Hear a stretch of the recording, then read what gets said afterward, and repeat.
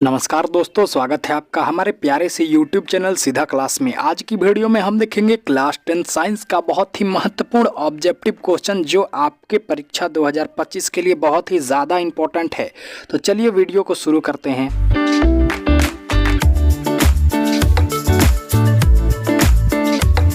पहला क्वेश्चन हमारा बोलता है, इनमें कौन गंधीय सूचक है। आपको बताना है कि इनमें कौन गंधीय सूचक है। ए ऑप्शन है हमारा प्याज, बी ऑप्शन है हल्दी, सी ऑप्शन है शकरकंद, डी ऑप्शन है बैगन। तो जल्दी बताइए मेरे दोस्त, इसमें कौन गंधीय सूचक है। तो जो हमारा हल्दी होता है ना, ये गंधीय सूचक होता है। तो हमारा बी ऑप्शन बिल्कुल ही सही हो जाएगा। ये देखते हैं अगले प्रश्न को। अगला प्रश्न क्या बोलता है, बेकिंग सोडा का अणु सूत्र क्या है। ये कई बारी आपके एग्जाम में पूछा जा चुका है कि बताइए कि बेकिंग सोडा का अणु सूत्र क्या है। ए ऑप्शन है NaCl, बी ऑप्शन है CaCO3, सी ऑप्शन है HCl और डी ऑप्शन है NaHNO3।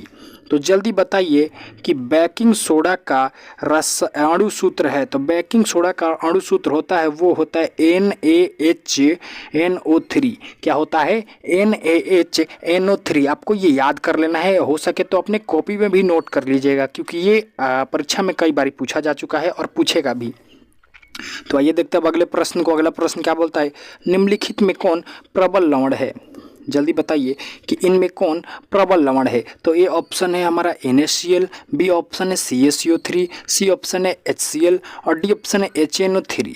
तो जल्दी बताइए मेरे दोस्त कि इसमें कौन प्रबल लवण है। तो जो हमारा NaCl होता है ना, ये एक प्रबल लवण है। तो हमारा ए ऑप्शन बिल्कुल सही हो जाएगा। ये देखते हैं अगले प्रश्न को। अगला प्रश्न क्या बोलता है, शुद्ध जल का pH मान होता है। कई बारी आपके एग्जाम में पूछा जा चुका है कि शुद्ध जल का pH मान कितना होता है। ए ऑप्शन है 6, बी ऑप्शन है 8, सी ऑप्शन है 5 और डी ऑप्शन है 7। तो जल्दी से बताइए मेरे दोस्त कि शुद्ध जल का pH मान होता है।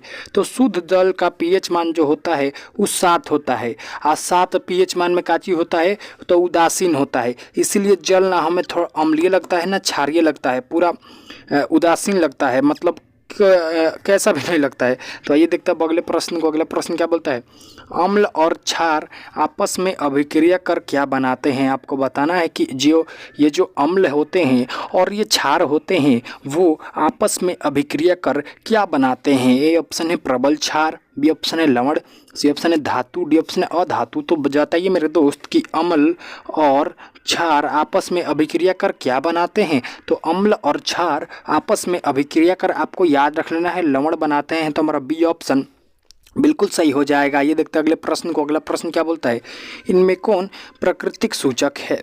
जल्दी बताइए कि इनमें कौन प्राकृतिक सूचक है। ए ऑप्शन है हमारा प्रबल क्षार, बी ऑप्शन है हल्दी, सी ऑप्शन है धातु, डी ऑप्शन है अधातु। तो जल्दी बताइए मेरे दोस्त, इसमें कौन प्राकृतिक सूचक है। तो जो हमारा हल्दी होता है ना, वो एक प्राकृतिक सूचक होता है। तो हमारा बी ऑप्शन बिल्कुल सही हो जाएगा। ये देखते हैं अब अगले प्रश्न को। अगला प्रश्न क्या बोलता है, इनमें कौन क्षारीय ऑक्साइड है। आपको बताना है कि इसमें कौन क्षारीय ऑक्साइड है।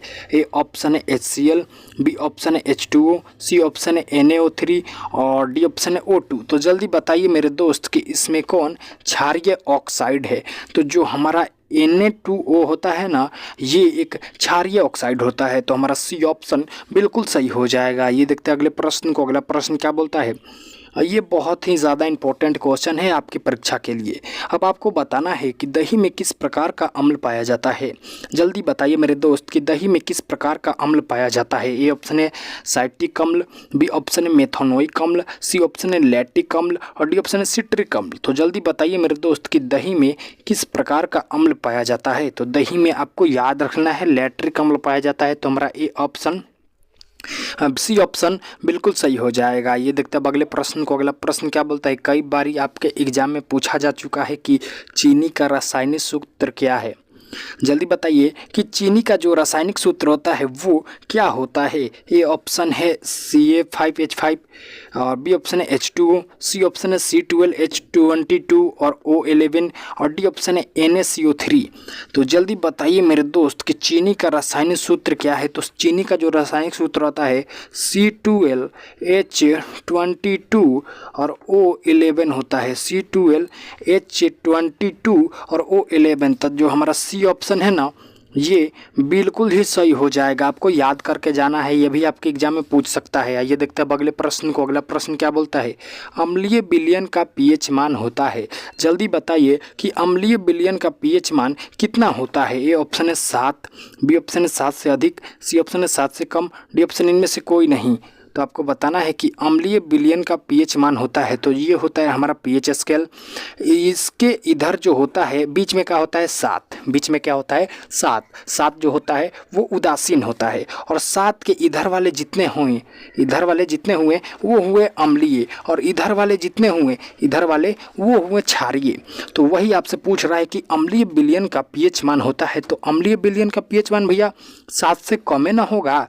7 तो हो नहीं सकता है, क्योंकि 7 हुआ तो उदासीन हो गया, लेकिन 7 से कम हुआ तो वो अम्लीय हो गया। तो अम्लीय विलयन का मान 7 से कम होता है, तो हमारा सी ऑप्शन बिल्कुल सही हो जाएगा। ये देखते हैं अगले प्रश्न को। अगला प्रश्न क्या बोलता है, इनमें कौन बुझा हुआ चूना है।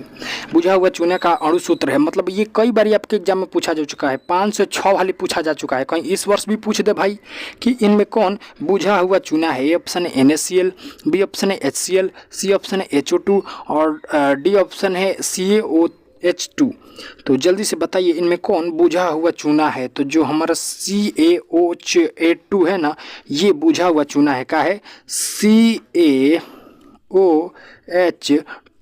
ये बुझा हुआ चूना का अणु सूत्र है, आपको याद करके जाना है। आइए देखते हैं अब अगले प्रश्न को। अगला प्रश्न क्या बोलता है, एसेटिक अम्ल का आयुर्वेदिक नाम है। जल्दी बताइए कि एसेटिक अम्ल का आयुर्वेदिक नाम क्या है। ए ऑप्शन है मेथनोइक अम्ल, बी ऑप्शन है हेप्टेन, सी ऑप्शन है एथेनोइक अम्ल, डी ऑप्शन इनमें से कोई नहीं। तो जल्दी बताइए मेरे दोस्त कि एसेटिक अम्ल का आयुर्वेदिक नाम है, तो वो है एथेनोइक अम्ल। तो हमारा सी ऑप्शन बिल्कुल सही हो जाएगा। ये देखते हैं अगले प्रश्न को। अगला प्रश्न क्या बोलता है, विरंजक के लिए किसका उपयोग होता है।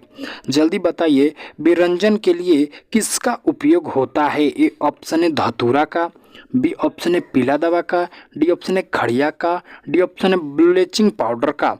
तो जल्दी बताइए मेरे दोस्त कि विरंजन के लिए किसका उपयोग होता है। तो विरंजन के लिए ब्लीचिंग पाउडर का उपयोग होता है, तो मेरा डी ऑप्शन बिल्कुल सही हो जाएगा। ये देखते हैं अगले प्रश्न को। अगला प्रश्न क्या बोलता है, बहते हुए रक्त को रोकने वाला यौगिक है। जल्दी बताइए कि बहते हुए रक्त मतलब बहते हुए खून को रोकने वाला यौगिक है। ए ऑप्शन है फिटकिरी, बी ऑप्शन है ब्लीचिंग पाउडर, सी ऑप्शन है धावन सोडा और डी ऑप्शन है बेकिंग सोडा। तो जल्दी बताइए मेरे दोस्त कि बहते हुए रक्त को रोकने वाला यौगिक है, तो बहते हुए रक्त को रोकने वाला यौगिक फिटकिरी होता है। तो हमारा ए ऑप्शन बिल्कुल सही हो जाएगा। इसीलिए आप अगर नाई की दुकान पे जाते होंगे तो वहाँ पे दाढ़ी बनाते हुए कितने बार लोगों का कट लग जाता है, तो देखते होंगे आप, एक फिटकिरी बर्फ़ की तरह होता है, उसे गाल में लगा देते हैं जिससे रक्त का बहाव रुक जाए। ओके, आइए देखते हैं अगले प्रश्न को। अगला प्रश्न क्या बोलता है, इनमें कौन अम्लीय ऑक्साइड है। जल्दी बताइए कि इनमें कौन अम्लीय ऑक्साइड है। ए ऑप्शन है NaCl, बी ऑप्शन है CO और सी ऑप्शन है SO2 और डी ऑप्शन है CuA।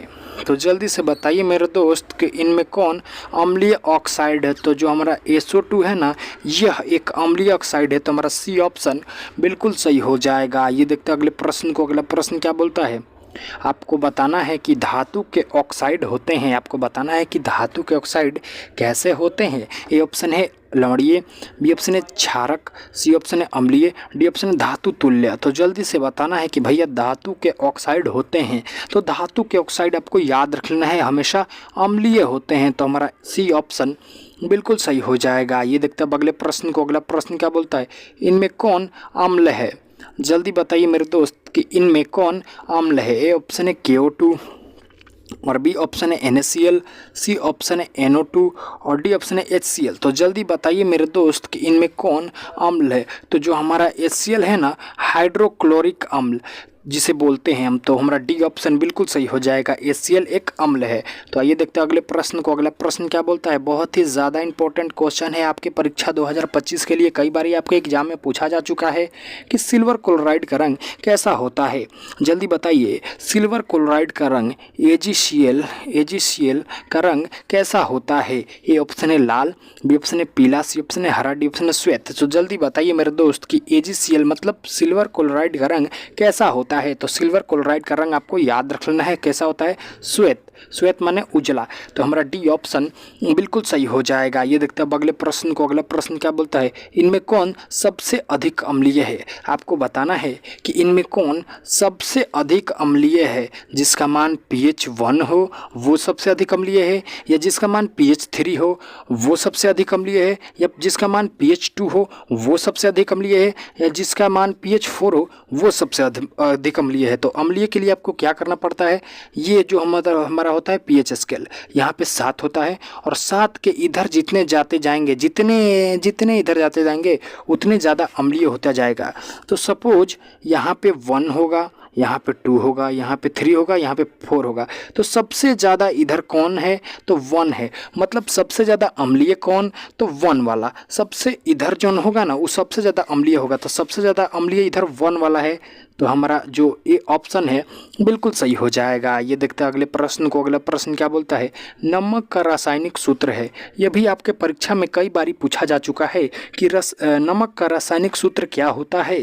तो आपको याद रख लेना है, नमक का रासायनिक सूत्र NaCl होता है। तो हमारा बी ऑप्शन बिल्कुल सही हो जाएगा। इसी के साथ आज के VVI ऑब्जेक्टिव साइंस के सेशन का करते हैं समाप्त। अगर आपको अच्छा लगा हो तो हमारे चैनल सीधा क्लास को सब्सक्राइब करें और अपने दोस्तों के साथ शेयर करें, क्योंकि हम अब 5 तारीख से सारे सब्जेक्ट का सब्जेक्टिव करवाने जा रहे हैं और ऑब्जेक्टिव दोनों साथ में। तो इसीलिए आप हमारे चैनल सीधा क्लास को सब्सक्राइब करें और ज़्यादा से ज़्यादा बच्चों के साथ शेयर करें। जी धन्यवाद।